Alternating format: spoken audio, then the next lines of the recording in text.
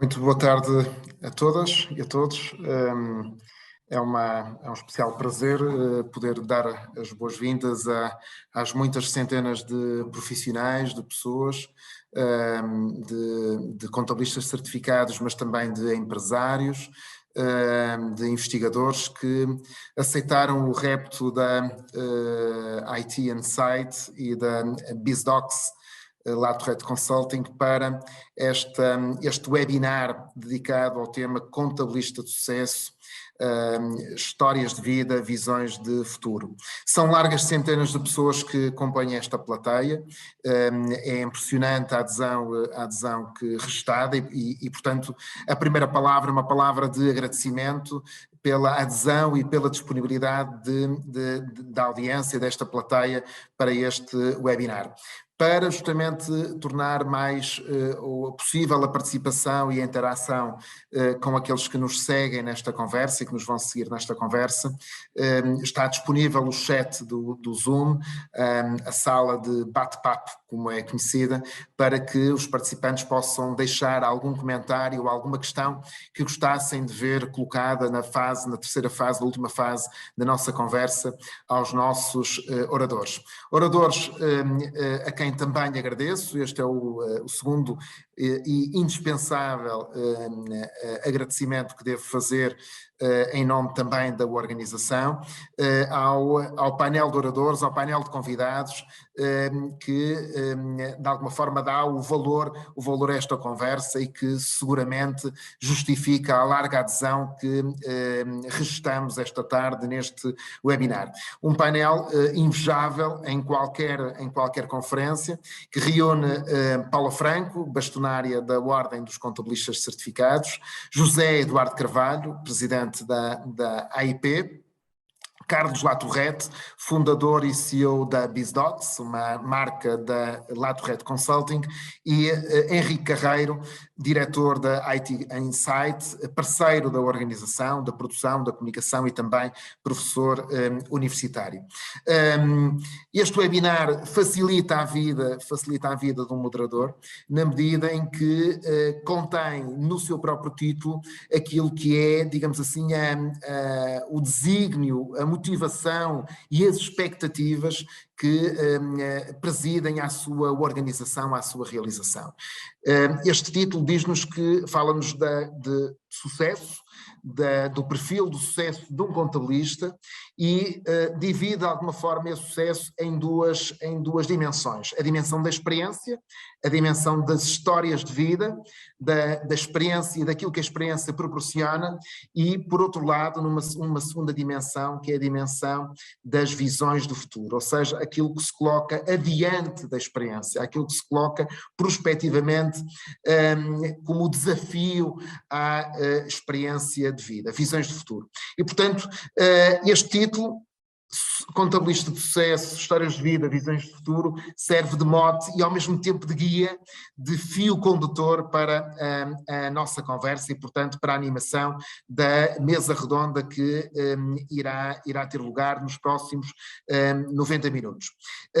Portanto, trata-se de uma partilha de histórias de vida, de percursos, de experiências, de sensibilidade sobre essas experiências e, por outro lado, também de intuições, de insights, de intuições sobre o futuro da profissão do contabilista certificado, mas dizer isto é também dizer do futuro da economia, o futuro das empresas, o futuro do país e o futuro do mundo que nos rodeia.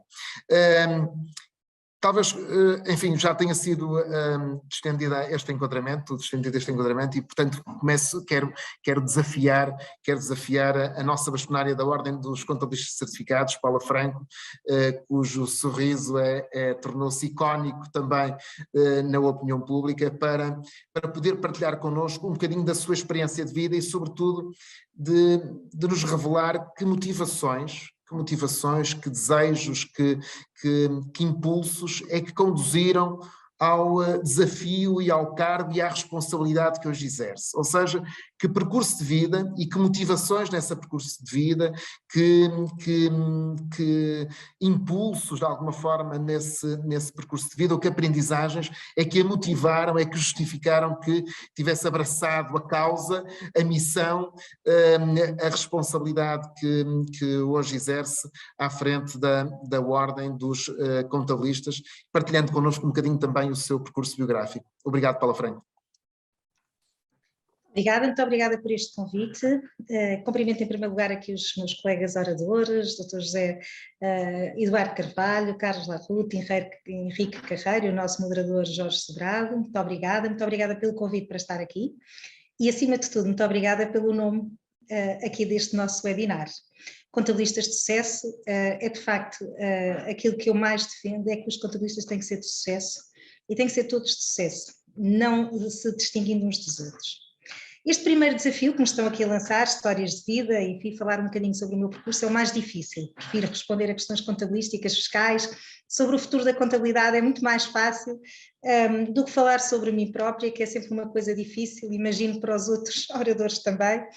A nossa praia às vezes é outra e isso é sempre mais difícil, mas de facto a nossa história de vida é aquilo que nos leva a chegar ao momento atual e não deixa de ser importante.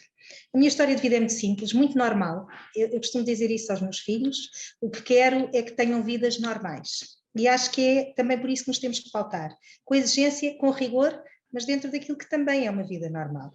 E dentro daquilo que é um percurso de vida que tem muita base na família, muita base em amigos de uma vida, que me servem sempre como alicerce naquilo que são as opções, naquilo que são os caminhos a seguir. Um dos meus grandes também, diria, ensinamentos e orientações que tive para a vida teve a ver com o meu caminho durante o período escolar do liceu, até ao 12º ano, porque estive num colégio jesuíta, um colégio que transmite valores, transmite algo que eu acho que de facto me marcou para toda a vida. Eu fiz parte, e os meus filhos também, do Colégio São João de Brito, em que o espírito e o lema é educar para servir. E isto de facto pode parecer um lema solto, mas que nos vinca muito para a vida. Nós começamos aos 10 anos a fazer voluntariado, começamos aos 10 anos a incutir e a ficar muito sensíveis a tudo aquilo que é missões e serviço, e eu acho que foi isso também que me marcou ao longo da vida. Claro que o período universitário tem sempre, obviamente é aquilo que depois nos vai orientando para a vida, mas a contabilidade e a fiscalidade sempre tiveram, eu já diria antes, porque nós na minha altura, não é, que já não sou tão nova assim, tínhamos uma área que escolhíamos no 10º ano que já era muito mais específica. E eu escolhi a área de economia em que já tinha disciplinas de contabilidade e fiscalidade muito vincadas.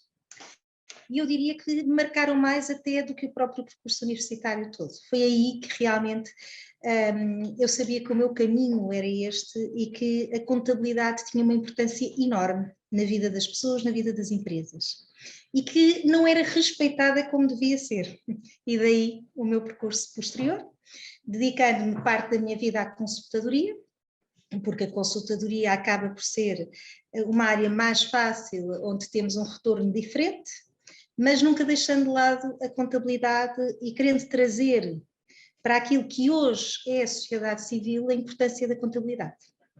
Daí, em determinada altura do meu percurso, deixei um bocado a fiscalidade, também depois da pós-graduação que fiz no ISCTE, e dediquei-me mais à contabilidade e achei que efetivamente a contabilidade precisava de seguir um caminho diferente. Eu acho que também é uma discussão aqui com os empresários que aqui estão, muito interessante. Uma das coisas de facto acabei por lidar na vida foi que a contabilidade é muito pouco respeitada. E eu diria que das áreas das ciências económicas é a profissão menos valorizada. E é um erro tremendo para uma sociedade ter esta visão da contabilidade. E aquilo que me levou até a candidatar-me a bastonária foi mudar esta visão da sociedade. Trazer para a contabilidade os melhores, trazer para a contabilidade profissionais de excelência, valorizar em termos remuneratórios, porque é de facto a profissão das ciências económicas que tem uma remuneração mais baixa e isso depois faz com que não seja tão valorizada. quando tem imenso conhecimento e tem uma importância enorme na sociedade. Eu acho que, efetivamente, para o futuro e para o crescimento das empresas e até para a sustentabilidade das empresas portuguesas, este percurso que no fundo me fez vir aqui para a Bastonária da Ordem, que me fez candidatar a Bastonária da Ordem, é um percurso importantíssimo para o futuro do país. Portanto, já misturando um bocadinho com a visão do futuro, mas que no fundo também diz respeito àquilo em que acreditei quando eu fui assessora também dos outros bastonários anteriores, e trabalhei muito em consultadoria, estava há cerca de 20 anos como trabalhadora da Ordem e cheguei a determinado ponto em que pedi a demissão daquilo que era um emprego certo por acreditar, e porque me queria candidatar à bastonária da Ordem, por acreditar que o caminho tinha que ser outro. Foram grandes os desafios e continuam a ser, porque esta profissão, apesar de ter tido realmente nestes últimos anos um reconhecimento muito maior, aparece muito mais, a sociedade civil respeitou de outra forma, até com a pandemia e com as necessidades que teve de ter mais proximidade às suas contas, à prestação de contas, às opções que tinha, à necessidade de ter um profissional qualificado a ajudá-lo nessas opções, e de facto isso foi muito bom. Naquilo que foi tão negativo na pandemia, para a profissão em si teve coisas positivas. Mas o caminho tem que ser ainda muito mais escalado, porque os contabilistas e a preparação da informação financeira, no fundo é disto que estamos a falar. A preparação da informação financeira é algo que tem que ser muito rigorosa, muito exigente, e temos que ter profissionais que sejam remunerados, que sejam valorizados para aquilo que é o desempenho da sua função. E não sendo obviamente o fator remuneratório um fator único e exclusivo nesta valorização, mas é um fator importante. E de facto aquilo a que assistimos muitas vezes, e agora nestas áreas das ciências económicas, felizmente estamos numa área de pleno emprego, em que os estudantes saem das universidades já captados para consultoras e para uma série de lugares, enfim, que lhes dá uma remuneração até superior, muitas vezes, àquela que é virem para contabilistas, que têm que batalhar muito para ter a tal experiência, e fogem destas áreas. E realmente uma das preocupações que temos é em captar jovens talentos para aqui, para a profissão de contabilista certificado. Sem dúvida, aumentando as remunerações, aumentando a valorização, aumentando tudo para captar precisamente. Porque uma das coisas que me preocupa é que todas as áreas das ciências económicas mais valorizadas baseiam-se nesta informação. Na informação, na prestação de contas. E de facto a base é importantíssimo ser uma base correta, exigente, rigorosa, com profissionais que de facto se consigam dedicar com o tempo necessário para o fazer. E é este espírito de missão que me levou a estar aqui, a vir aqui para a Ordem, acreditando que a profissão tem que seguir um caminho diferente. Tem que seguir um caminho de muito mais valorização, porque, como estava a dizer, todas as áreas das ciências económicas muito mais valorizadas, direções financeiras, análise de risco, até a própria certificação legal de contas, acaba por ser muito mais valorizada, mas todos trabalham sobre a origem e o mesmo trabalho que tem que vir de profissionais qualificados. Não o trabalho a seguir, enfim, deixa de ter o seu mérito, e é uma coisa que eu nunca compreendi nesta cadeia de valor, e que é aquilo que efetivamente me dediquei e que pretendo mudar na sociedade.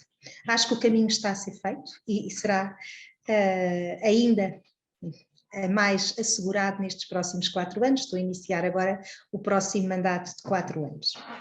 Quanto aqui à minha vida e ao meu percurso e à minha história de vida, eu acho que a história de vida e o facto nestes 4 anos, e apesar de terem sido 2 anos de pandemia, a Ordem ter realmente conseguido alcançar um sucesso, uma visibilidade completamente diferente, que teve a ver também com muitas destas situações da pandemia, obviamente, mas do ponto de vista do que respeita a este Conselho Diretivo e a mim enquanto bastonária, acho que teve a ver com muita dedicação.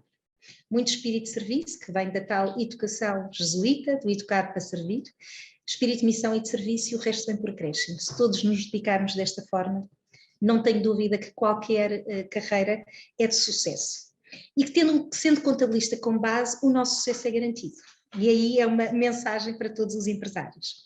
É que tendo uma base de contabilidade muito forte, mesmo não sendo contabilista, na gestão de uma empresa, no funcionamento de tudo aquilo que são organizações, nós teremos sempre muito mais sucesso. Um empresário capacitado para analisar contas, para saber as opções que deve tomar, mesmo não exercendo contabilidade, será sempre um empresário com mais sucesso. E por isso aqui o contabilista de sucesso, em que já falarei depois na parte do futuro, sem dúvida que também deve ser, também será ou acompanhará um empresário de sucesso. Não tenho dúvida. O posicionamento hoje dos contabilistas tem que ser muito mais próximo dos empresários.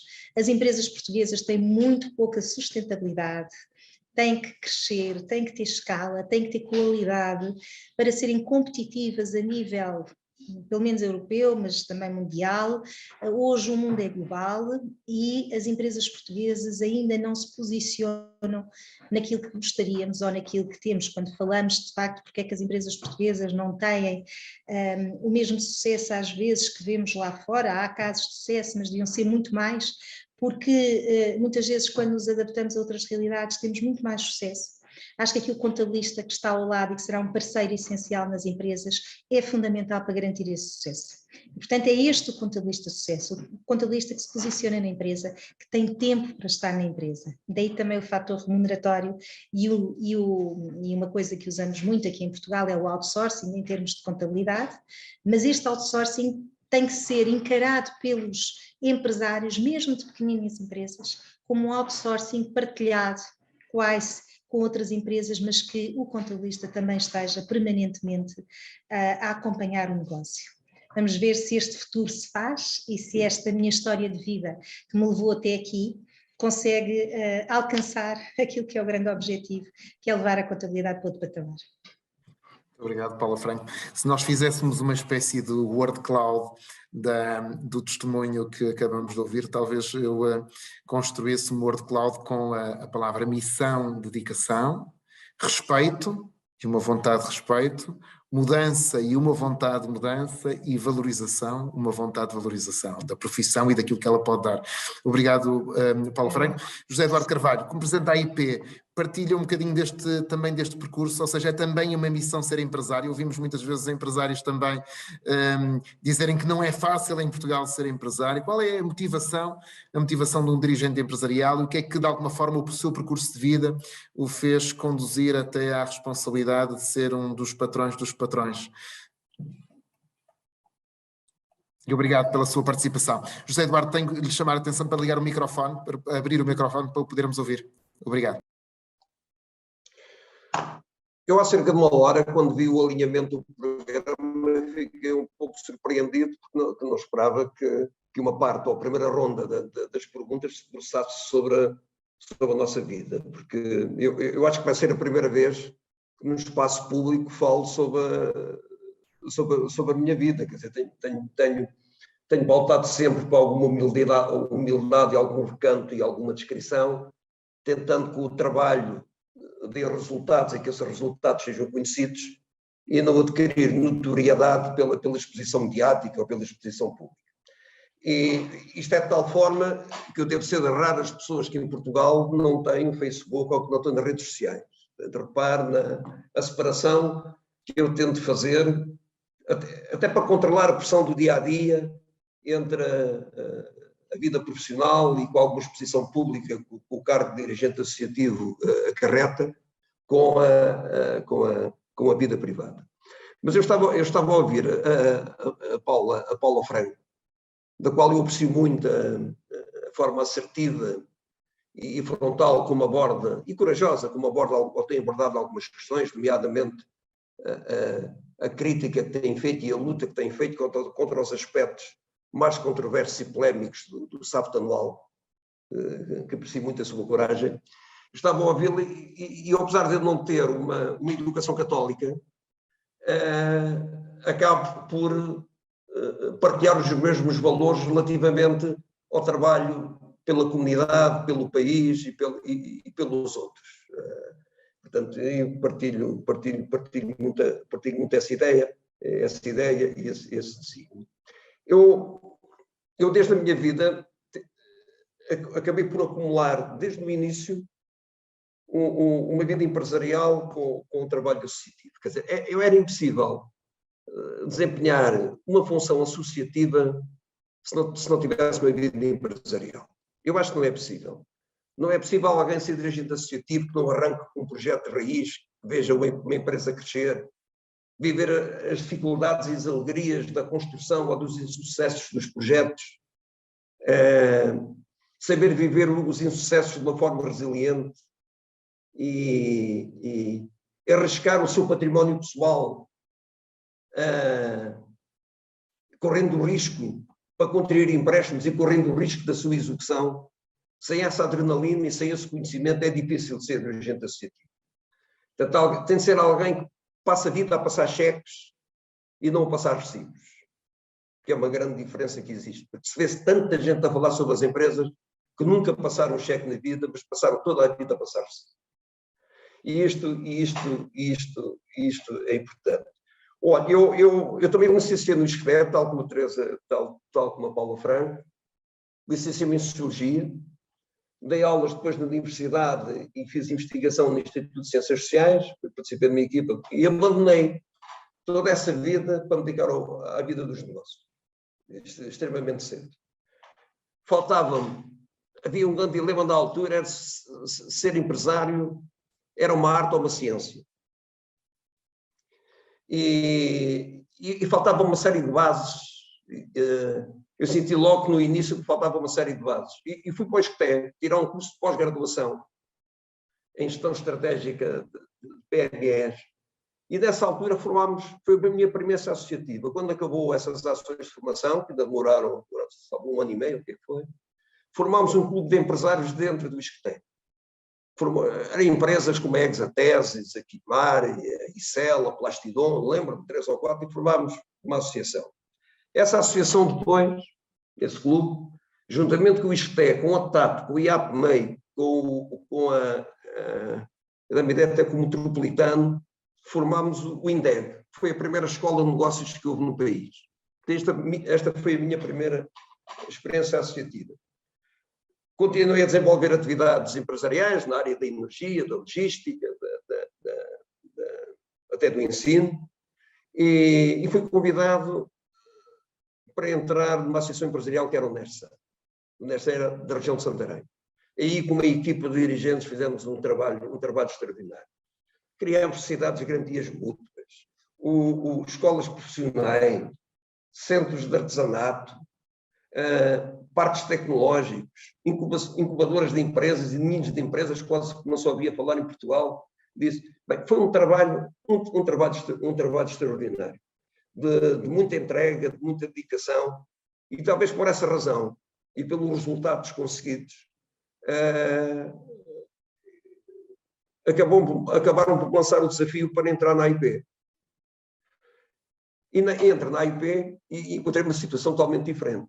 Enquanto eu estava habituado a apresentar coisas de raízes, a concebê-las, a definir uma estratégia e fazê-las subir e a crescer, aqui tinha de fazer ao contrário. Tinha de fazê-las descer para voltar a subir.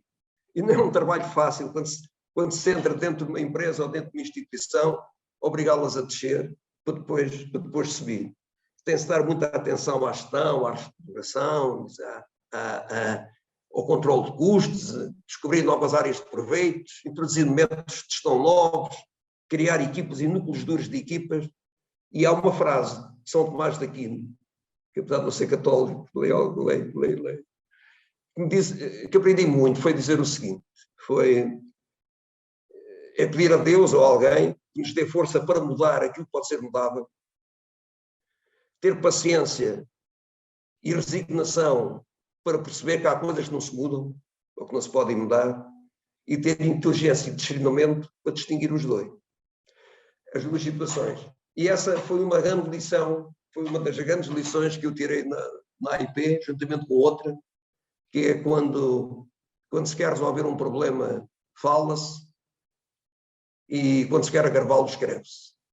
Foi dois grandes ensinamentos que eu tomei, que aprendi disto. Portanto, o que tem motivado ao longo da vida tem sido isto, tem sido arrancar com projetos novos, vê-lo crescer, definir uma estratégia e depois concretizá-la. Isso dá força, dá motivação, e a motivação que eu tenho no trabalho que se está a fazer na AIP é, em primeiro lugar, fazer crescer aquela associação, voltar novamente a fazê-la crescer, e em segundo lugar, tentar dar tudo aquilo que é possível, concebendo projetos e programas e ações para ultrapassar alguns constrangimentos que existem na economia, no tecido empresarial, podemos falar na segunda ronda. Muito obrigado, José Eduardo Carvalho. A minha word cloud vai se preenchendo e vai ficando mais densa. Eu juntaria os termos descrição, cooperação, risco, criação e sabedoria prática. Esta sageza de decisão e de vida que o José Eduardo Carvalho aqui referia a partir dessa grande referência que é São Tomás de Aquino. Henrique Carreiro, um professor da nova INS, mas também um empreendedor, um tecnólogo, alguém que é uma referência nas áreas da digitalização, daquilo que é o paradigma hoje da tecnologia de cloud, também da inteligência artificial.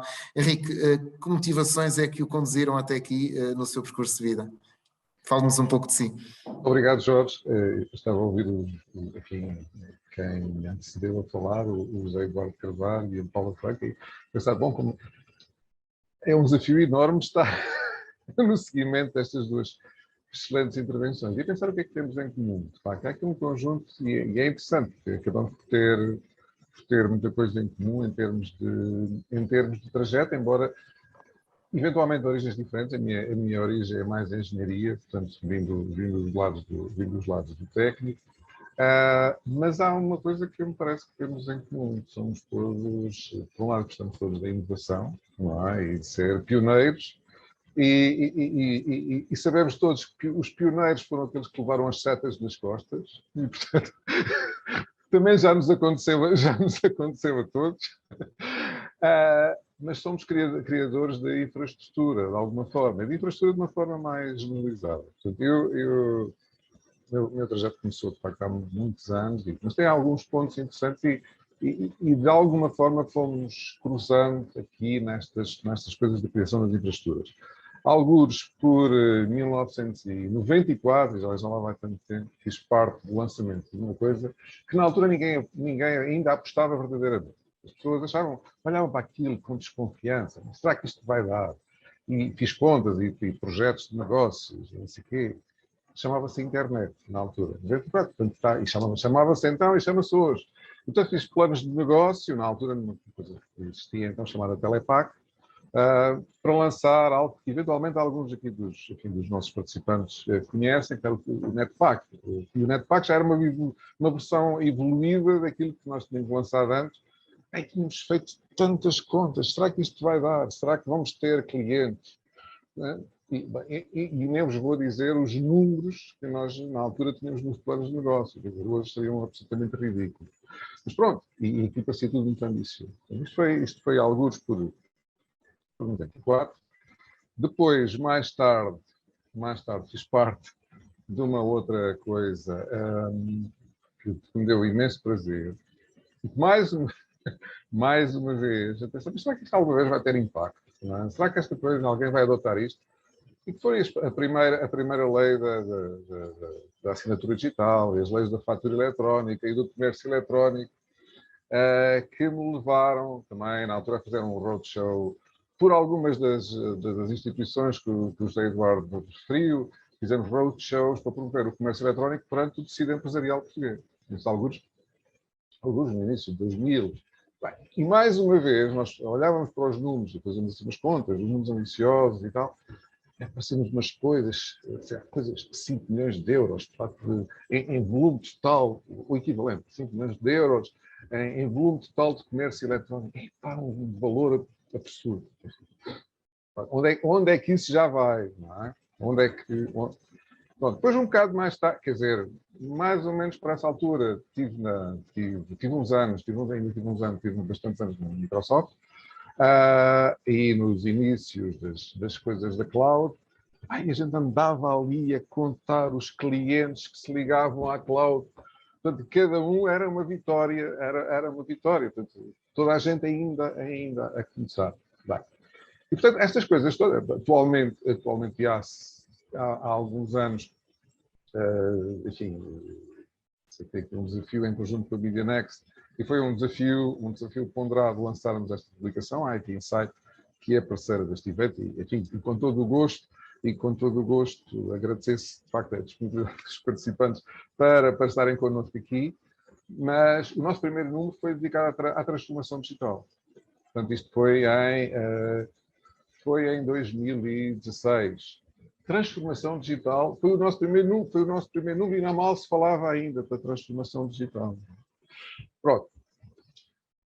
Há uma coisa aqui que eu aprendi atualmente, para além da publicação, sou professor na nova INS, e sou professor de Business Intelligence, e de Big Data, e de Data Science, e dessas coisas todas. E há uma coisa que eu acho que aprendi ao longo deste tempo todo, enfim, destas experiências todas, em que no princípio nós andamos ali a contar e a arriscar e a meter, digamos assim, a meter as mãos no fogo, não é? E muitas vezes queimamos, logo metemos a mão e queimamos, mas depois acabamos por sarar. E aquilo que eu aprendi, e a frase não é minha, a frase é de alguém, nós subestimamos as mudanças no curto prazo, subestimamos no longo prazo. Isto é, nós pensamos, isto a curto prazo vai mudar muito depressa. Muda, normalmente não é tão depressa, porque nos leva às vezes a pensar que afinal não muda grande coisa. Mas quando olhamos a longo prazo, não temos ideia, normalmente não temos ideia. Portanto, isso depois já de se falar a seguir, em termos das visões de futuro, não é? E quando se fala das visões de futuro, podemos voltar um bocadinho a isso.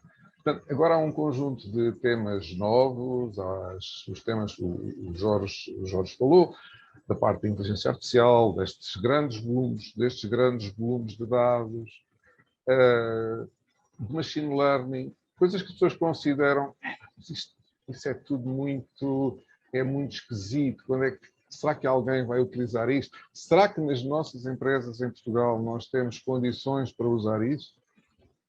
E a verdade é que, por um lado, nós já somos todos utilizadores, não é?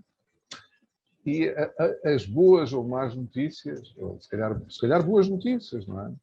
Vamos ter que usar, vamos ter que adotar, vamos ter que aprender a nadar, não é? Portanto, isto calhar, pronto, não vale a pena estar a antecipar, o que vamos falar a seguir, mas isto era para dar também um bocadinho esta perspectiva de quem já tem os cabelos brancos e já tem muitos anos de queimar as mãos nestas coisas acabadinhas de sair do forno. Muito obrigado, Henrique Carreiro.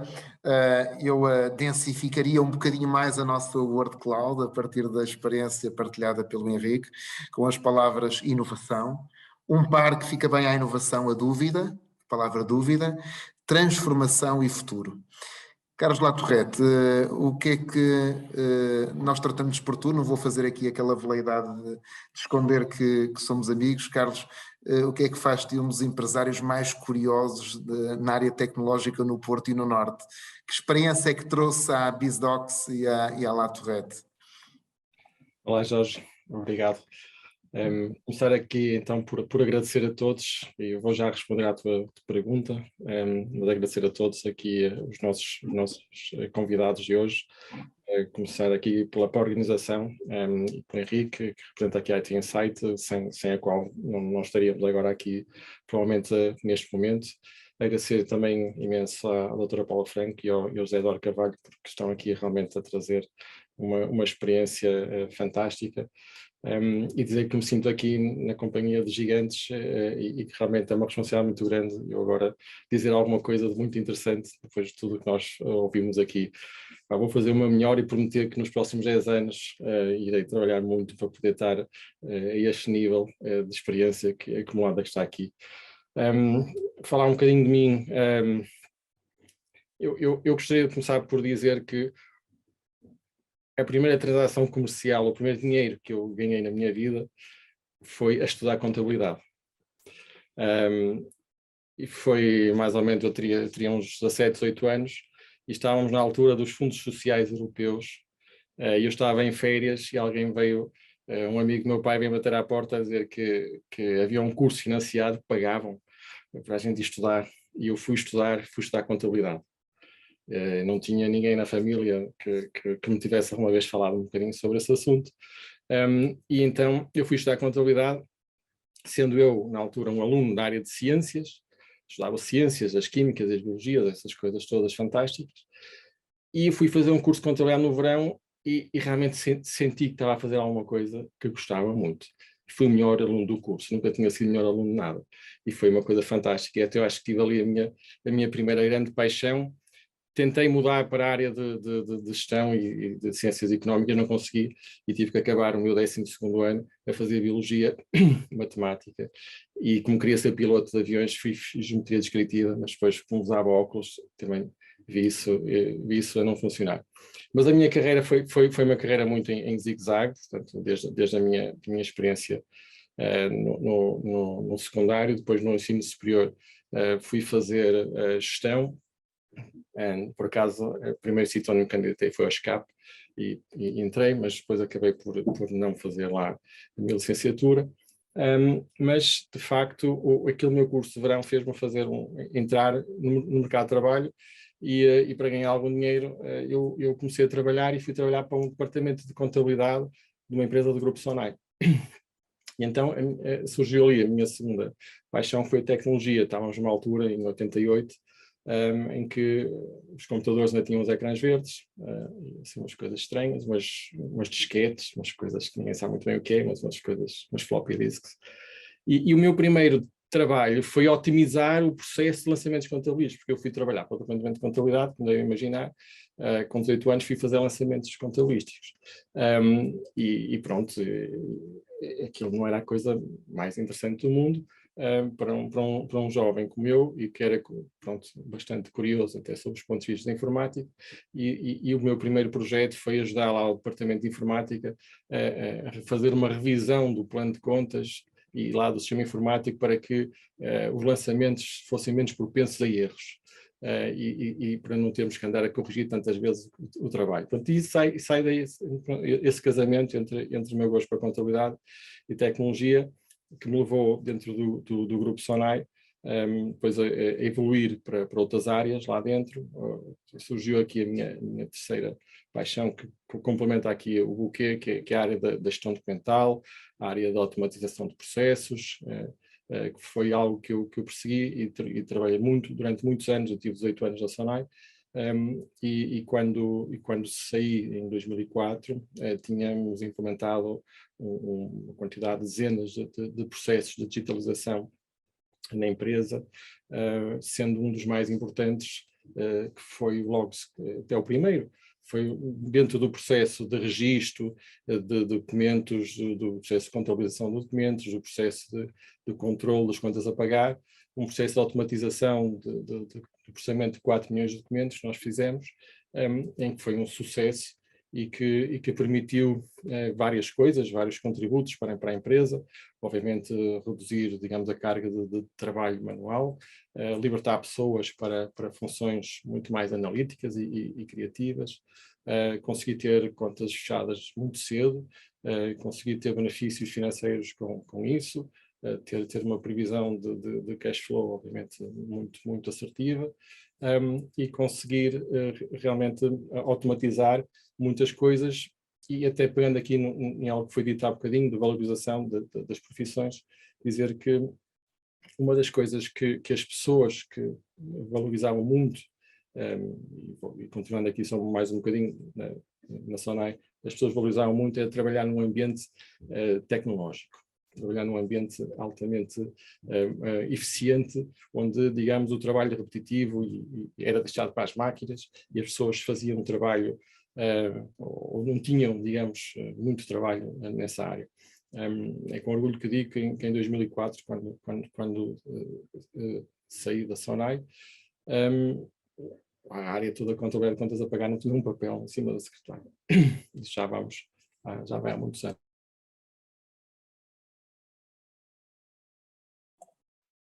julgo que deixamos todos de ouvir o Carlos Latorrete, não é? Na altura em que ele testemunhava que em 2004, já no âmbito do departamento da SONAI em que trabalhava, que já não havia um papel, e este tema empurra-nos justamente para o tema do futuro. O Carlos Latorrete, entretanto, retomará a tecnologia falha, é uma das suas definições, do Nicholas Luhmann, não é? Que a tecnologia também se define pela falha, portanto estamos aqui a testemunhar a importância também dos eventos presenciais e da saudade que temos deles. Nós vamos virar a página então para a segunda parte da nossa conversa, enquanto o Carlos retoma e depois terá a oportunidade de concluir também aquilo que é a sua experiência. Eu juntaria à nossa cloud, pelo menos estas 4 palavras que ele nos deixou: estudar, zigue-zague, paixão e mudança. Estudar, paixão em zigue-zague conduz à mudança, talvez fosse uma frase. Bem, eu depois farei uma síntese no final também, e esta Word Cloud é muito interessante para isso. Paula Franco, ouvimos justamente falar aqui de mudança, de transformações. Aliás, os últimos 2 testemunhos, e o testemunho do Henrique Carreira é muito impressionante, porque ele falava, aliás, sobre o habitual erro em perspectiva, que é de sobrevalorizarmos o curto prazo, ou aquilo que estamos a viver no curto prazo, e depois subestimarmos o longo prazo. Falamos nestes testemunhos de desafios, de mudança, de transformação, de aprendizagens, mas também de uma vontade de mudança. Aliás, a própria Paula Franco falou-nos disso para contextualizar a missão que abraçou na ordem dos contabilistas certificados, a vários níveis, mudança a vários níveis, também da percepção da própria profissão. E a pergunta que lhe falava nesta segunda ronda de questões é: que desafios atuais, que desafios de hoje e de transformações que marcam a vida de um contabilista certificado? É já do passado aquela imagem clichê que se foi criando, e que julgo que, aliás, os seus mandatos têm vindo também a chamar a atenção para a mudança da imagem e da valorização do papel e do perfil dos contabilistas certificados. É já do passado aquela imagem um bocadinho clichê, um bocadinho caricatural do contabilista profissional que é robotizado. Aliás, o Carlos falava disso, das tarefas de robô, não é? Robotizado em procedimentos, atolado de papel, num escritório cinzento, cheio de faturas, de legislação, especialista em assuntos chatos, mas é alienado do mundo. Esta imagem clichê já está ultrapassada. Estes desafios que hoje marcam a profissão estão a mudar muito o perfil do contabilista, e se pudesse traçar, se lhe pedíssemos que traçasse um perfil destas transformações e desta mudança num curto, médio prazo, vá lá 5, 10 anos, que perfil seria esse? Não sei se fiz demasiadas perguntas, Paula. São todas à volta do mesmo, conseguimos aqui concentrar. Foi muito interessante esta primeira ronda de perguntas e realmente chegarmos à conclusão que acabamos por ter todos muitas coisas em comum, que é muito bom. Faço aqui às pessoas que aqui estão presentes e fico muito contente de também poder aproximar dos outros oradores, que é muito bom, porque são sempre referências e é bom sabermos que estamos no caminho do sucesso todos juntos.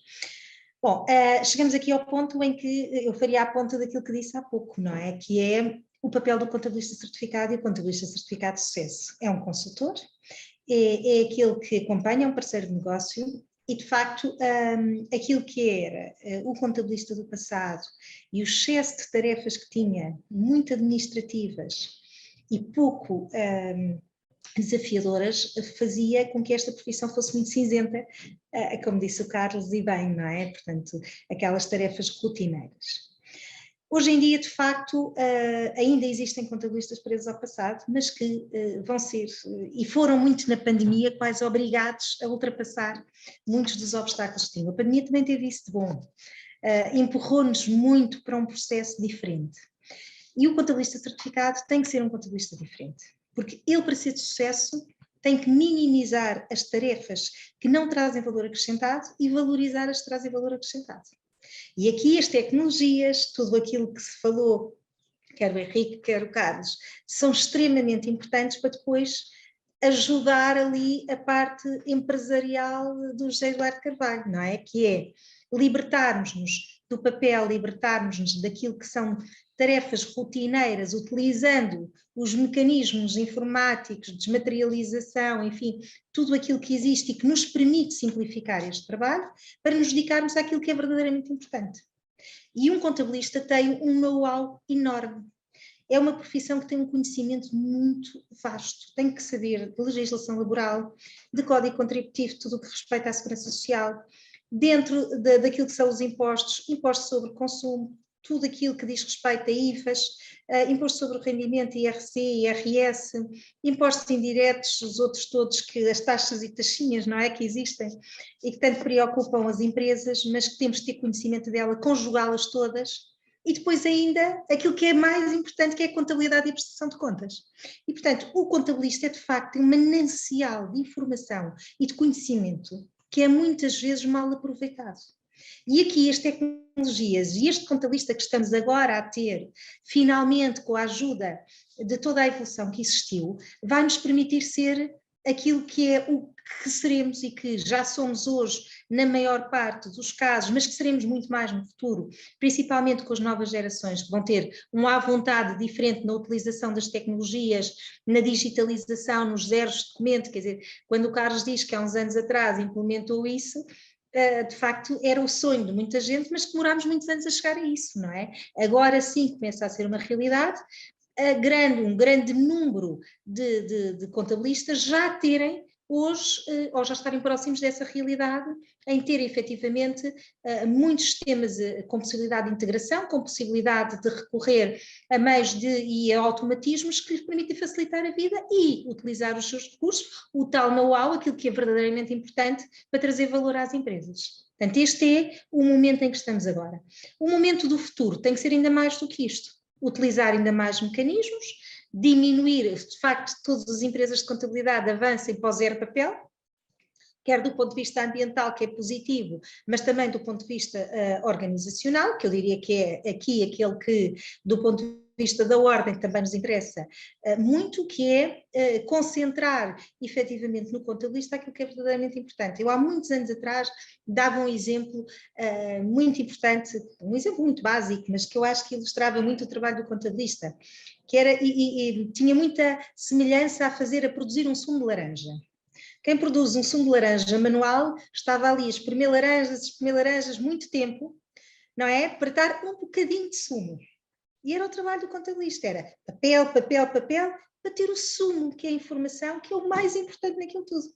E depois uma das coisas que eu dizia muito aos contabilistas é que ainda por cima quase ninguém bebia aquele sumo. Só praticamente os bancos e a autoridade tributária, o que era de facto uma pena quando os empresários e as empresas e a economia precisa tanto da informação financeira.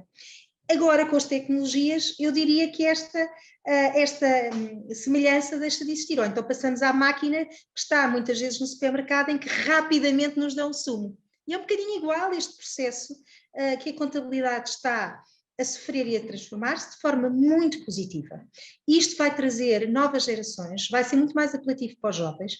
Como o Carlos disse muito bem, quando começou, aquilo não era apelativo. E, de facto, enfim, o tratamento documental em quantidade não é apelativo para ninguém. E, portanto, é preciso, de facto, criar as sinergias necessárias com os recursos aos sistemas e à informática e às tecnologias para que passemos à fase seguinte, que é a fase que se aproxima a passos muito largos, e ainda bem que assim é. Já hoje, atualmente, temos efetivamente já um posicionamento completamente diferente, com os contabilistas a aproveitarem as tecnologias, também por força um bocadinho da imposição, a pandemia, como disse, acabou por ser uma grande ajuda neste passo gigantesco que se deu, mas que ainda temos muito a caminhar. Mas também precisamos da ajuda dos empresários, porque não são só os contabilistas que estavam muito habituados ao papel, o empresário também. E também lhe está a custar muito esta passagem para o zero papel, porque se isto for uma sinergia de funções, os papéis já não havia papel da parte empresarial, já vinha tudo ou por e-mail, ou por um mecanismo que se ajustasse. Portanto, este é efetivamente o futuro e aquilo que pode trazer mais-valias, conjunto de sinergias positivas, em que todas estas tecnologias vão levar a que os negócios ganhem mais tempo. Mais tempo não é para desperdiçar, é para usar para aquilo que é importante, que é precisamente o posicionamento que o contabilista tem que ter como consultor, como parceiro de negócio e para trazer valor acrescentado às empresas. Que até agora, com as milhentas tarefas que ainda têm, muitas obrigações que não conseguem ainda simplificar como se gostaria, acaba por não haver tempo para todas essas, depois, em criar valor, que é aquilo que nós precisamos de fazer na economia. Obrigado, Paulo Franco. Traçou aquilo que é um programa, é todo um programa de presente e futuro para, não apenas para a profissão, mais do que isso até na relação com as empresas e a economia. Um consultor tecnologicamente capacitado, desrobotizado, com uma profissão atrativa também para novas entradas na profissão, com uma atividade desmaterializada e digitalizada e que se possa constituir como um parceiro estratégico para o valor acrescentado das empresas.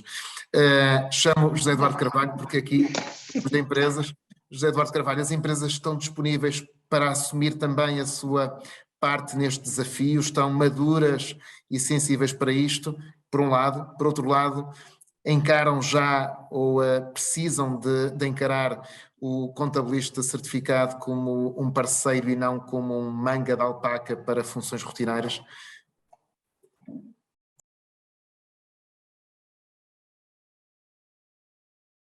José Eduardo, tem que abrir o seu microfone para o conseguirmos ouvir. Obrigado. Estava a dizer que a relação entre as empresas e os contabilistas certificados, os licenciados em contabilidade, tem dois problemas. Tem o problema do recrutamento, que já não é fácil, e tem o problema de o reter na empresa, que é muito mais difícil. Se nós avaliarmos, ou melhor, o melhor critério para avaliar da necessidade de uma categoria ou de uma profissão é o mercado de trabalho. E aquilo que nós estamos a ver, está a haver uma grande dificuldade em recrutar licenciados oriundos do ISCAL ou da sua congénere no Porto ou de Coimbra. Portanto, muita dificuldade. E há competição nas empresas para o recrutamento destes quadros. Eu, neste momento, não tenho dúvida alguma que, havendo o mercado funciona, havendo uma dificuldade de recrutamento, os enquadramentos remuneratórios dos licenciados e com alguma experiência da contabilidade, neste momento, são superiores a qualquer licenciado de gestão ou de economia, devido à oferta que existe. Portanto, é algo que está a mudar e é uma sensibilidade que eu tenho. Outra dificuldade é na retenção, porque neste momento as empresas, para reterem estes quadros técnicos, onde há uma excessiva mobilidade profissional, quer dizer, a fidelidade ao vínculo contratual está a mudar completamente nestes jovens. Já não basta apresentar um vínculo contratual por tempo indeterminado. Já não ligam a isso. Se nós assistirmos às manifestações que existem na Avenida da Liberdade ou dos Aliados, é muito difícil ver um jovem licenciado em contabilidade, oriundo daquelas escolas, com o braço no ar a lutar contra a precariedade. Quer dizer, ele até pode estar com o braço no ar a desfilar, mas é lutar contra a precariedade dos outros, não dele. Porque não há, quer dizer, neste momento os jovens já nem sequer ligam esses vínculos como forma de se manterem numa empresa. O que é que eles precisam nas empresas? Novas e rápidas aprendizagens, desafios profissionais constantes, integração em equipas e ambientes de trabalho que privilegiam a informalidade e o relacionamento de trabalho transversal e pouco hierárquico, e obviamente, benefícios e recompensas. Portanto, isto neste momento não é só os jovens que saem da Universidade Nova ou da Católica que têm estes valores e estas aspirações. Eu acho que neste momento estes jovens que estão a sair destas escolas partilham estes mesmos desejos. Portanto, e esta é uma dificuldade que as empresas têm. Há aqui, no entanto, dois desafios que eu vou ter, desculpem, mas eu vou ter de falar sobre eles, que é o seguinte. Nós olhamos para a estrutura empresarial portuguesa e o que é que temos? 838 mil empresários em nome individual e 428 mil microempresas. É um segmento importantíssimo da estrutura empresarial portuguesa. Quem é que está próximo deles? Quem é que lhes dá apoio?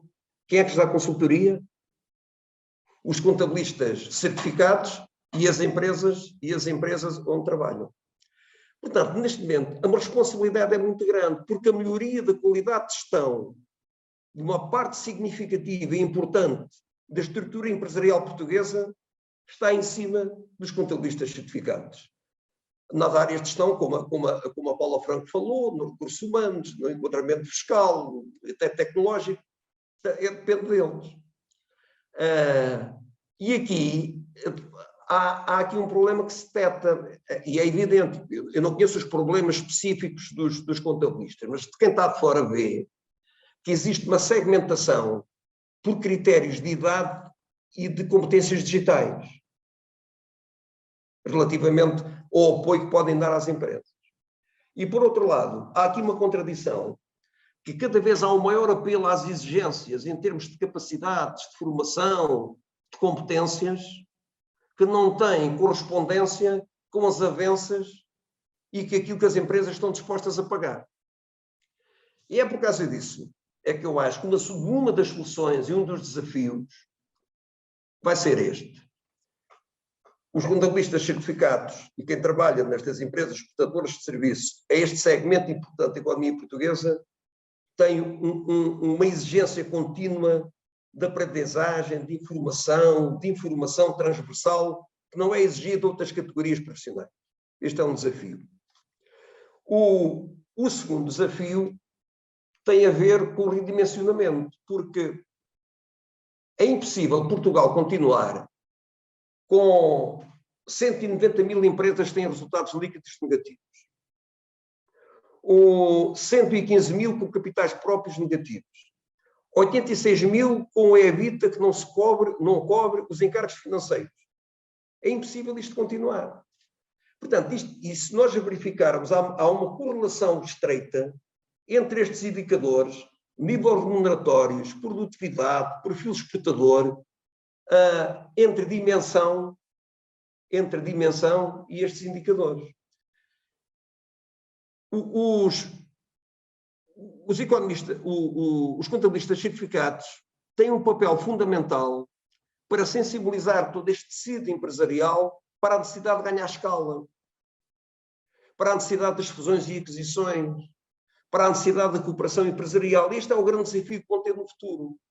Porque quando o redimensionamento das empresas melhora as suas margens e evita também a pauperização das prestações de serviço e das suas vendas. Eu acho que é fundamental. Estes dois desafios são fundamentais. E eu penso que é um imperativo nacional este redimensionamento e só conseguimos isto se conseguimos mobilizar os contabilistas certificados para este grande imperativo. Se não for isso, isto vai ficar na mesma. Muito obrigado, José Eduardo Carvalho.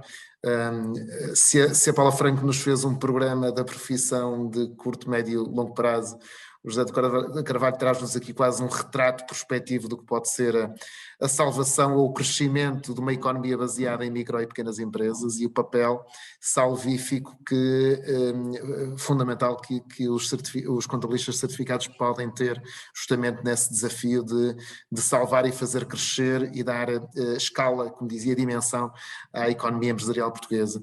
Obrigado, José Eduardo, pelo seu contributo. Eu quero chamar a atenção da nossa audiência, são cerca de 250 pessoas que nos seguem neste momento, que nos podem colocar, aliás temos tido intervenções com liberdade não apenas de experiência, mas também de visão sobre problemas e questões e temas que são seguramente comuns às pessoas que nos seguem e que a nossa audiência pode colocar também questões através do chat que está aberto para os nossos oradores, para os nossos convidados poderem de alguma forma replicar, retorquir, comentar.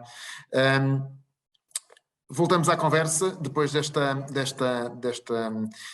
chamada de atenção para a possibilidade de nos colocarem questões através do chat com o Henrique Carreiro. Henrique, a Paula Franco traçava um perfil de evolução do contabilista certificado, muito baseado na sua capacitação tecnológica, não apenas, mas também na sua capacitação tecnológica, numa revalorização social, numa alteração do seu perfil, e utilizou dois termos, o de consultor e o de parceiro. Foram duas ideias-chave que aqui nos deixou. O parceiro, o que quer dizer um parceiro com conteúdo estratégico, que é capaz de alguma forma de um aconselhamento e de uma visão mais prospectiva sobre a empresa, de consultor também na perspectiva da modernização. O José Eduardo Carvalho reiterou essa visão, traçando-nos um perfil, digamos assim, sobre aquilo que é a realidade financeira e económica das empresas, mas também a sua dimensão. Henrique, as tecnologias que neste momento estão a surgir no mercado dialogam bem com estes problemas, estão, digamos assim, a serem formatadas por estes problemas, ou há aqui de alguma forma um gap de diálogo que é preciso resolver, e que respostas é que de alguma forma nós podemos encontrar na emergência tecnológica para atender a estas perspectivas de futuro e estas necessidades de futuro? Muito obrigado, Jorge. Uma excelente questão. Eu estava a ouvir com atenção os oradores que precederam, e a Paula estava a falar, quando falou da expressão do extrair o sumo, não é? O lema da escola onde dou aulas, da nova INS, portanto, dentro da Universidade Nova, é transformar os dados em informação. Portanto, é basicamente isso que procuramos, formar as pessoas para estarem capacitadas para isso. É o nosso desafio principal. E eu, aceitando o repto do Jorge, diria que muitas vezes as questões que se colocam nem são necessariamente tecnológicas. Antes de serem tecnológicas, ou seja, é verdade, eu dou aulas de Business Intelligence e sou coordenador do curso de pós-graduação em Data Science. Estou a falar, ou seja, ensino pessoas em 2 ciclos diferentes de vida. Isto é, são pessoas que são na licenciatura, são alunos da licenciatura, e que vão ser os tais profissionais que dentro de um ano vão ser caçados pelas consultoras, pelas suas capacidades, pelas capacidades analíticas que têm, e também ensinar pessoas num ciclo diferente de vida. Portanto, já tiveram a sua primeira experiência profissional e querem evoluir. E eu diria que muitas destas pessoas, obviamente, vão à procura de formação tecnológica, mas aquilo que nós lhes damos, aquilo que eu sinto que é mais útil, é a formação metodológica. Ou seja, eu não acredito, e cada vez acredito menos, e tenho estado há muitos anos na tecnologia, mas eu cada vez menos acredito na tecnologia pela tecnologia. Ou seja, não acredito que se jogue tecnologia para cima de um problema se as pessoas não forem formadas na metodologia. Não é necessariamente, não é formadas na tecnologia. Era o mesmo que às vezes costumo dar o exemplo. Quer dizer, o Essa de Queiroz não escreveria os maias por ter o Word. Não era uma questão, não era por aí. Não é? E de facto nós, da nossa audiência, há pessoas certamente com excelentes capacidades tecnológicas. Muitas vezes o que falta é a evolução metodológica. Eu diria que essa é deveria ser e tem que ser uma das primeiras prioridades das empresas do ponto de vista geral. Isto é, a atualização metodológica, a atualização, o Carlos falará certamente dos processos, mas eu diria que em termos, por exemplo, para ter uma visão, no final os dados, no final queremos que os dados nos ensinem, nos deem um caminho, não é? Ou que nós consigamos dos dados extrair um caminho, não é? Portanto, que seja uma recomendação, que consigamos dar uma recomendação, ou um palpite, ou qualquer coisa que seja minimamente fundamentada. Mas é isso que tem que ser aprendido. Quando nós falamos em coisas como inteligência artificial, machine learning, ou big data, que são chavões, ou mesmo transformação digital, são chavões. Isto é uma coisa tecnológica. Não, nada daquilo. No fundo, machine learning são metodologias de análise. Antes da tecnologia toda, não é? Antes daquilo passar às máquinas, são metodologias de análise. É simplesmente isso que é necessário saber. E, portanto, há aqui um passo, digamos assim, há uma apreensão que é necessário fazer. Há um segundo ponto que me parece importante salientar e que é o seguinte. Mas a tecnologia é muito cara, a tecnologia é muito difícil, a tecnologia é inalcançável. Já não. Felizmente, eu diria que se há alguma coisa também que aprendi ao longo destes anos, obviamente que há uma barreira de entrada, há barreiras de entrada na tecnologia, mas há uma coisa que se pode quase tomar como dado adquirido hoje. É que muito rapidamente tecnologias que há relativamente pouco tempo eram consideradas apenas para grandes empresas, com grande capacidade de investimento. Aquilo que existe hoje é uma lógica, dizer assim, como estamos a trabalhar a uma grande escala, não é? Portanto, estas tecnologias, o custo destas tecnologias é partilhado por milhões de pessoas, portanto o custo baixa dramaticamente, não é? Tão dramaticamente, e depois cada vez mais, não é necessário aquilo que era necessário há uns anos atrás, que eram grandes investimentos à cabeça, para montar um sistema qualquer, um ERP, mesmo para ter um sistema de computadores em casa, para ter uma rede, para ter tudo isso. Hoje temos um custo de entrada que é gradual. Isto é, há um custo, digamos assim, os custos... os custos passaram basicamente a ser custos de operação. E, portanto, já não é a barreira tecnológica que existia há uns anos, não é? Que as pessoas diziam, não, eu nem vou pensar nisso porque é demasiado caro. A minha sugestão é revejam, por favor, com urgência, os modelos. E estamos a falar tudo entre pessoas que sabem muito bem fazer modelos e fazer modelações de custos e projeções, não é? E, de facto, hoje, os custos não têm nada a ver com aquilo que eram há 3 ou 4 anos atrás. E há, de facto, a pandemia ajudou nisso. Numa série de serviços que se tornaram mais acessíveis, mais fáceis de usar, mais disponíveis. E só o último ponto para terminar. E é uma coisa que eu gosto de chamar a atenção, e que me era muito difícil costumo chamar a atenção aos meus alunos, e era muito difícil de chamar a atenção antes da pandemia, porque ninguém entendia. E agora toda a gente consegue entender, que é o problema da evolução exponencial. Estamos entre pessoas de números, não é? Toda a gente, eu diria que grande parte das pessoas que aqui estão sabe o que é uma exponencial. Entre as pessoas que aqui estão, digamos assim, entre a nossa audiência, sabe o que é uma exponencial. Mas nós tendemos muito a esquecer que as evoluções tecnológicas obedecem a leis exponenciais. Ou seja, nós humanos estamos preparados para leis lineares, não é? Estamos preparados para a linearidade. Mas a tecnologia dá-nos a exponencialidade. Obviamente, já vimos aqui um exemplo, né, quando foi agora, infelizmente, quando foi o Covid, a determinada altura, vimos uma evolução exponencial. Não é? E vimos o que é aquilo, não é? Ser 2, 4, 8, 16, enfim, por aí fora.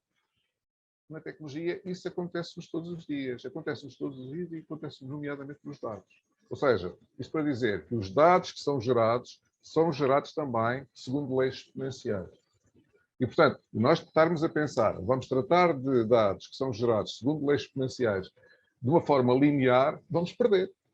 Ou seja, estamos sempre em prejuízo, estamos sempre a correr atrás do prejuízo. Portanto, como é que nós conseguimos tratar daquilo que é exponencial com algo que é exponencial? Ou seja, porque de outra forma estamos a perder, estamos sempre em prejuízo. E, portanto, aí não vale a pena adiar, porque a exponencial, como nós tivemos, digamos assim, como vimos nestes 2 últimos anos, a exponencial corre, não é? como o sprintista mais rápido. Não é? E, portanto, eram estes pontos que eu queria deixar acerca do futuro. Muito mais haveria para dizer, mas... Obrigado, Henrique. Muito obrigado, Henrique Carreiro. Temos já algumas questões também e comentários que vamos recebendo através do chat da sala do Zoom. A Diana Santos coloca uma questão que talvez assente como uma luva ao Carlos Latorrete. Ela pergunta-nos, boa tarde, como a inteligência artificial ou a automação pode ajudar a simplificar os processos em empresas mais pequenas? Parabéns pela iniciativa. Carlos, como é que soluções de digitalização e de arquivo digital, como aquelas em que a BizDoc se move, não é? Pode cumprir de alguma forma esta missão de que fala a Diana, de simplificar a vida das empresas, mas também de simplificar a vida dos contabilistas certificados? Aliás, há pouco o José Eduardo Carvalho referia isso. Ou andamos a par e passo, ou há uma relação de parceria em que todos ganham e em que, de alguma forma, esta transformação acontece, ou isto não acontece de facto, como ele dizia, mas como é que soluções de arquivo digital e de digitalização, como aquela que a BizDocs de alguma forma preconiza, entre outras, pode cumprir a promessa de simplificar a vida das empresas e de desrobotizar, de tornar o tal contabilista certificado mais como consultor e parceiro e menos como administrativo, não é? Conferindo-lhe de alguma forma uma dimensão estratégica e apoiando as empresas também para uma outra sustentabilidade. Já agora deixa-me dizer-te que, antes de te desligares, que eu selecionei para a nossa Word Cloud 4 palavras que me parecem resumir a tua intervenção abruptamente interrompida, que são estudar, paixão, zigue-zague e mudança. Carlos. Obrigado, Jorge, e desculpem a todos aqui a minha falha de energia. Eu não tinha backup para isto e, portanto, tive que recuperar aqui também com alguma rapidez aqui com o meu telefone e já cá estou. E já tenho energia de volta. Portanto, voltando aqui então à tua questão. E estava aqui a tentar conciliar aqui algumas das intervenções fantásticas que fui ouvindo aqui. E a primeira ideia que eu quero dizer aqui é qualquer coisa que nós vamos fazer no futuro não vamos conseguir fazer sozinhos. Nós vamos ter que fazer isto tudo em parceria e estamos aqui os parceiros. E os parceiros são os contabilistas, são as empresas e a tecnologia. Vou pôr assim, os parceiros. E se nós não dermos as mãos, e quando dizer a dar as mãos é uma coisa muito forte que temos que fazer. Porque se há coisa difícil de nós fazermos na vida é romper velhos hábitos. Não é? E esta relação que existe de empresário com escritório de contabilidade tem muitos anos. Portanto, é um hábito criado. Não é? Um hábito criado assente em processos que sempre foram assim. Não é? Sempre se enviou lá os documentos em papel, sempre se fez de determinada maneira, sempre se pagou pouco, né? E porque eu acredito que a profissão de contabilista certificado é provavelmente das profissões mais mal remuneradas em função do valor que acrescenta. Já falaram aqui todos disso, e falaram da pandemia. Eu quero dizer que, para mim, os contabilistas foram o SNS das empresas, assim, mas a toda a prova, e deviam ter ganho muito dinheiro com isso. E não ganharam nem mais um tostão por fazerem o milagre que fizeram e manter as empresas e adaptar tudo o que estava a passar.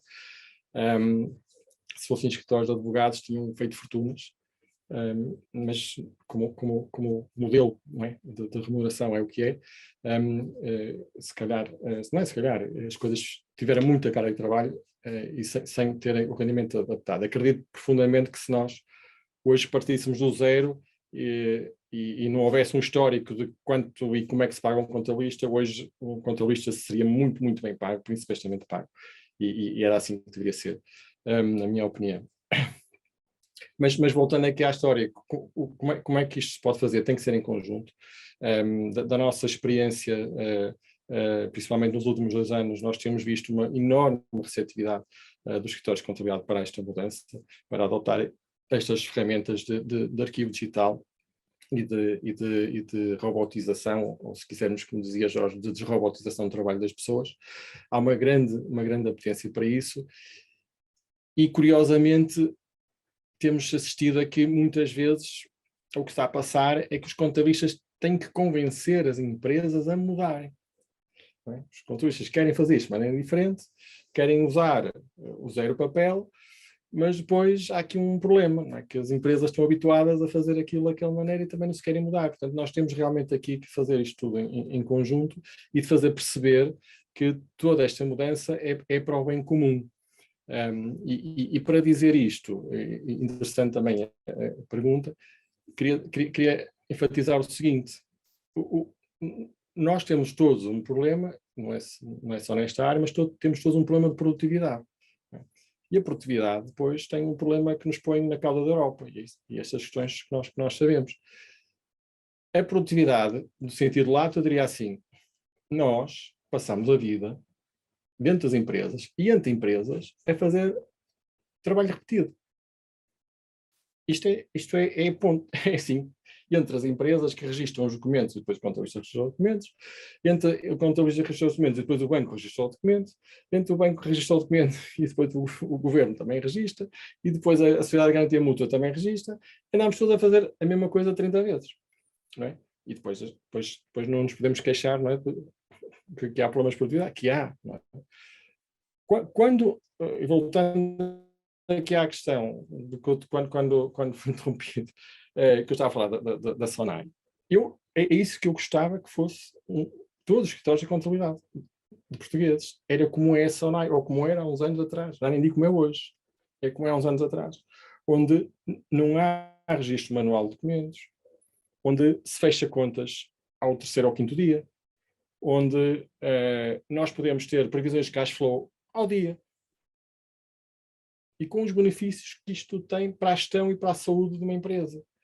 Porque se nós tivermos isto feito desta maneira, nós não vamos ter surpresas, aquelas surpresas agradáveis que algumas empresas têm, dizer assim: olha, agora na sexta-feira que vem vais ter que pagar X de IVA. E o empresário não sabe, não tem dinheiro, não faz ideia que não tem dinheiro. Mas se nós tivermos uma previsão de cash flow para os próximos 3 meses, eu posso ir ao banco, ou posso refinanciar-me, ou posso pedir antecipação de faturas, ou posso pedir alguma negociação e tenho um problema que se resolve.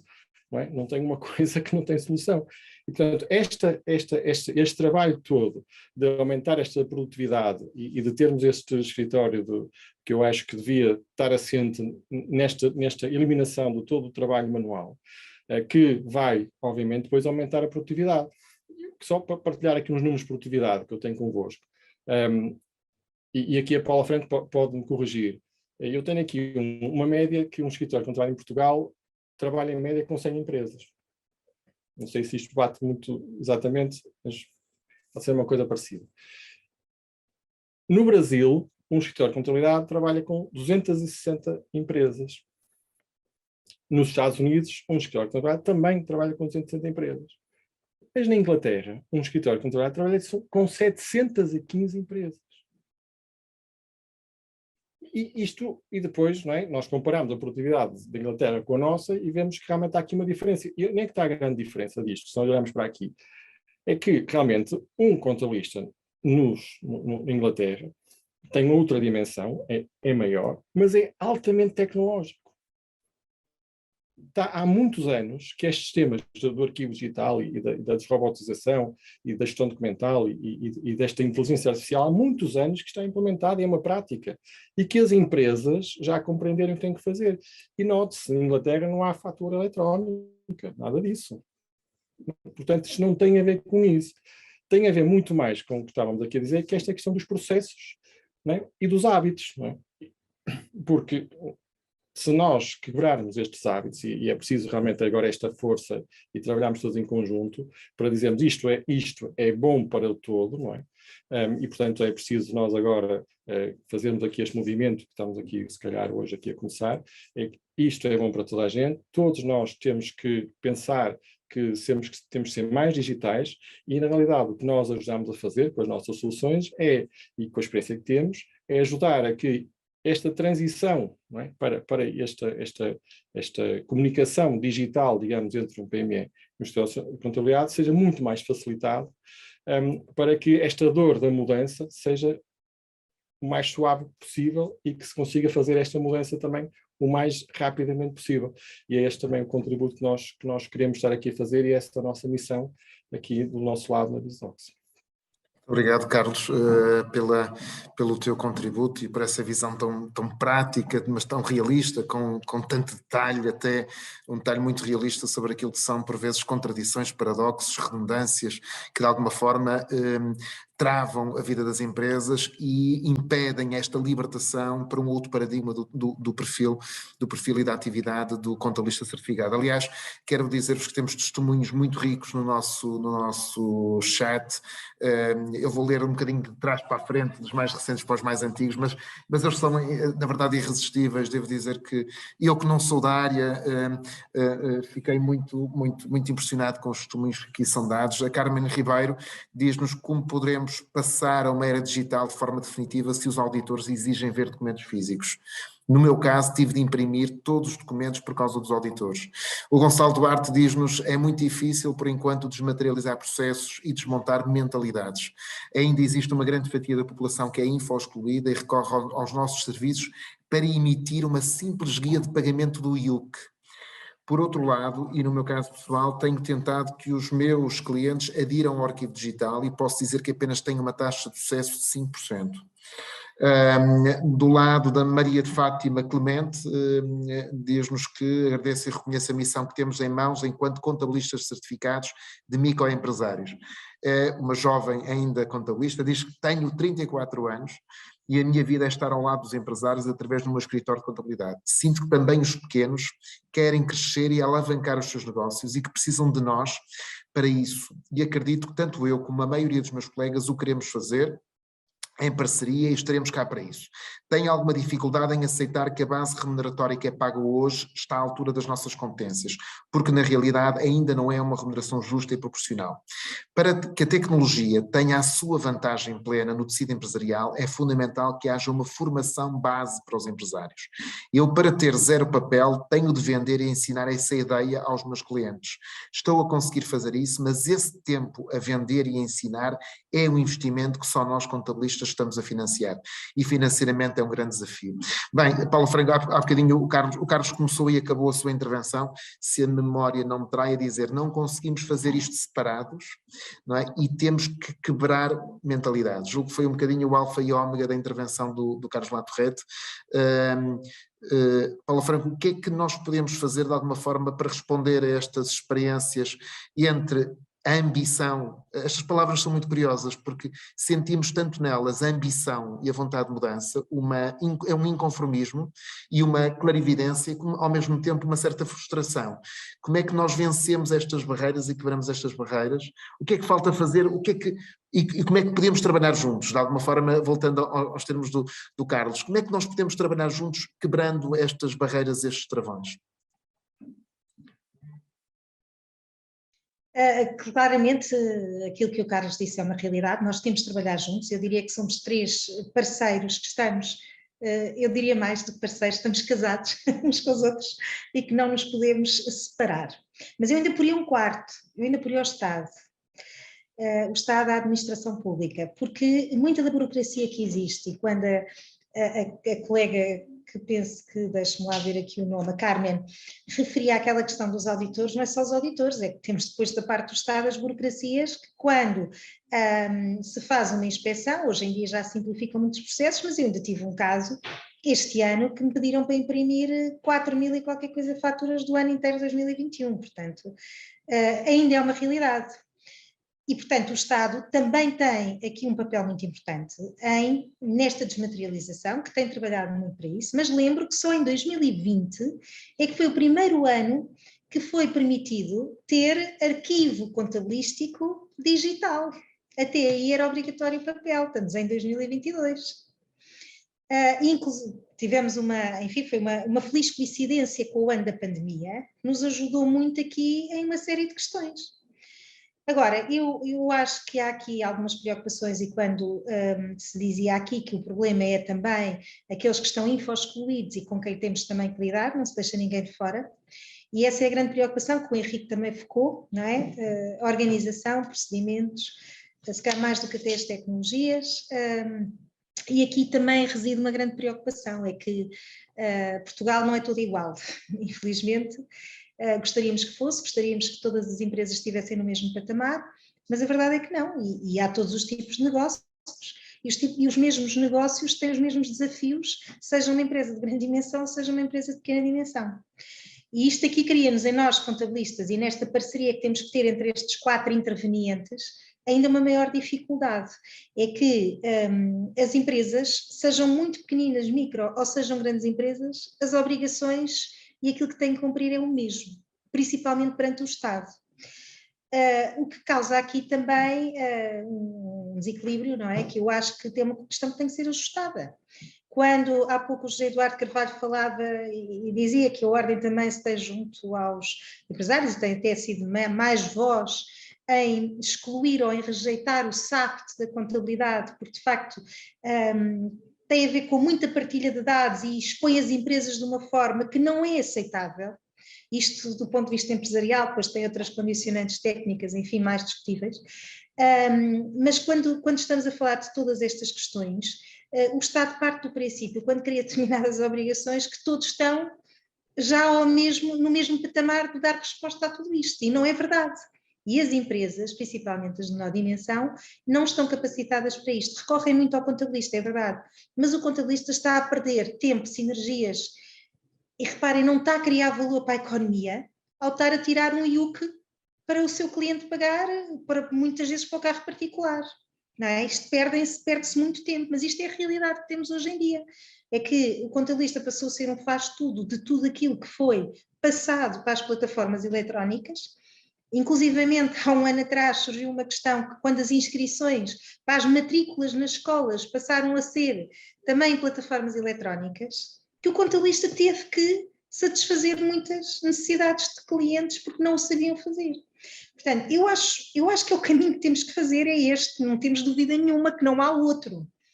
Agora, é um caminho que não se consegue de um dia para o outro e que há realidades diferentes, não é? E há empresas diferentes e empresários diferentes.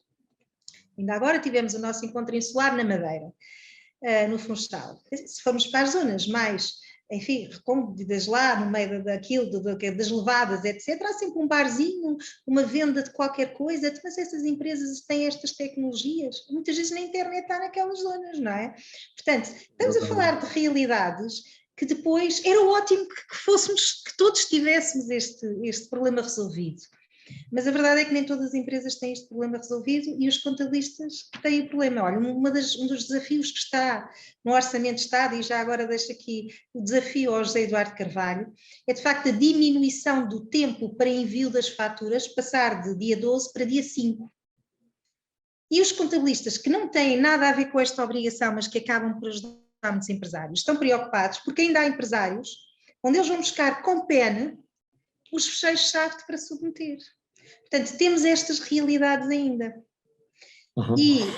E não se vão ultrapassar todas, vamos lá ver, quer dizer, isto tudo. Portanto, o Estado, de facto, tem tentado levar a que realmente isto tudo se ultrapasse, se criem condições com a desmaterialização, que todos queremos este mundo, repare, não queremos voltar ao antigo, e queremos, de facto, o zero papel, mas há empresas que vão ter muita dificuldade em acompanhar estes passos, pelo menos num curto espaço de tempo.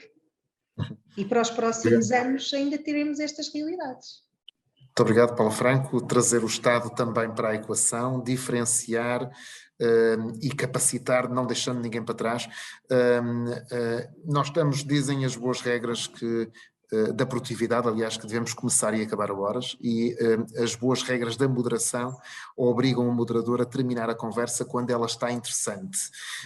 E, portanto, eu quero fechar, mas quero de alguma forma desafiar o José Eduardo Carvalho, o Henrique Carreiro e o Carlos Latorrete a fechar com uma ideia de qual pode ser o passo seguinte, a evolução seguinte, e neste caso também perguntar ao José Eduardo Carvalho se quer de alguma forma responder também a este repto lançado ou esta questão lançada agora pela nossa bastonária da Ordem dos Contabilistas Certificados a respeito desta mudança prevista no Orçamento de Estado.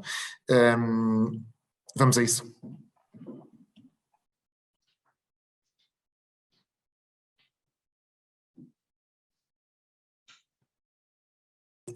José Eduardo, tem que abrir o microfone, por favor, para nós conseguirmos ouvi-lo. Eu acho que esta relação entre as empresas e a administração tributária é uma relação muito complexa. É uma relação muito complexa, muito complicada, que exige alguma ponderação e dá-me a ideia que pode ter...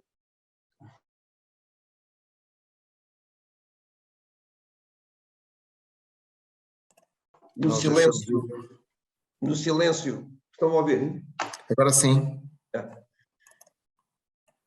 Agora sim, José Eduardo, estamos a ouvi-lo.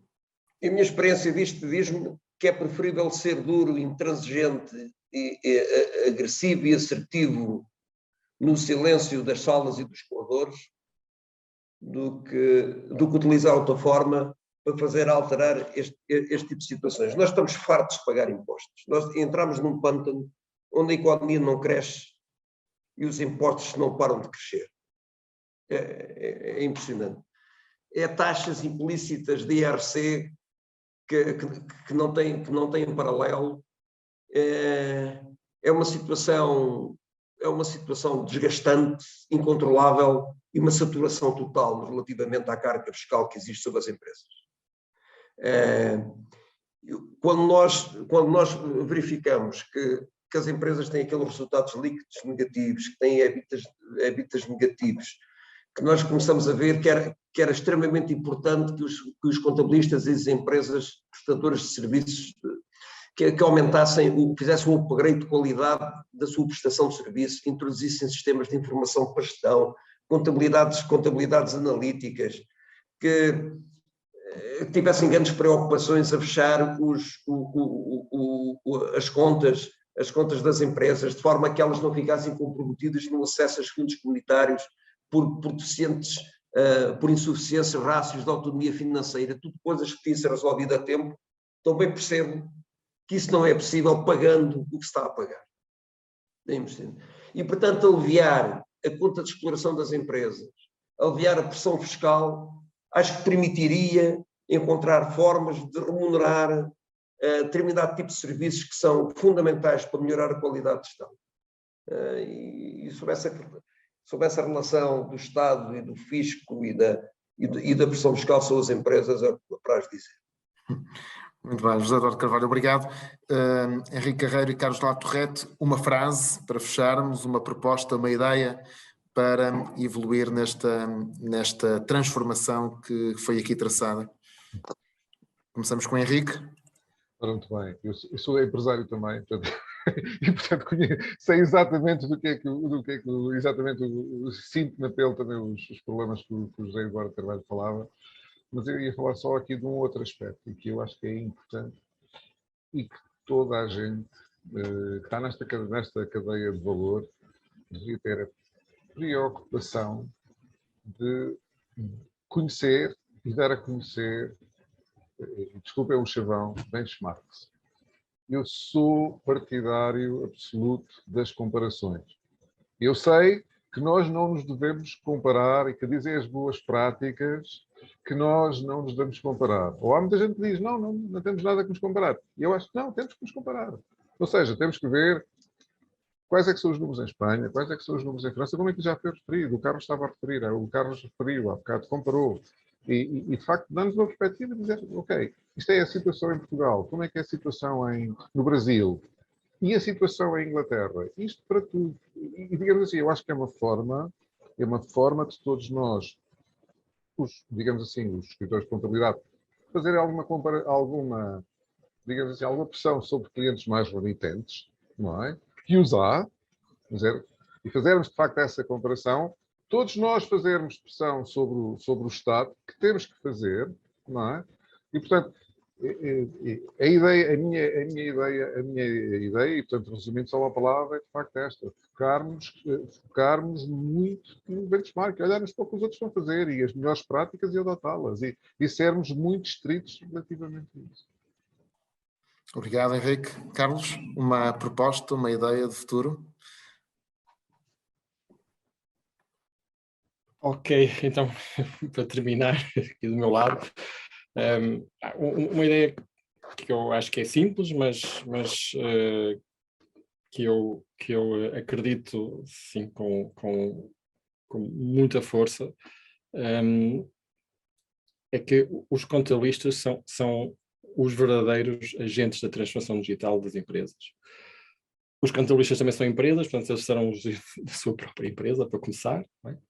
E são os agentes da transformação digital das outras empresas, e penso que é preciso dar-lhes empowerment para que eles possam realmente fazer essa mudança. E dar esse empowerment passa por esta parceria que estamos aqui todos aqui a falar, para que não sejam só questões mais, vamos dizer, mais técnicas de como é que se faz o registro, ou o lançamento, ou a contabilização, ou o que seja de determinada informação contabilística, mas também que seja da parte também dos escritores de contabilidade, tenha esse empower para dizer que vamos fazer as coisas de outra maneira, vamos usar outros processos, vamos usar outras metodologias, e que realmente as empresas também aceitem isso, olhando para o contabilista como alguém que, além da sua competência mais core, também está a levar outros tipos de competências, nomeadamente as competências digitais,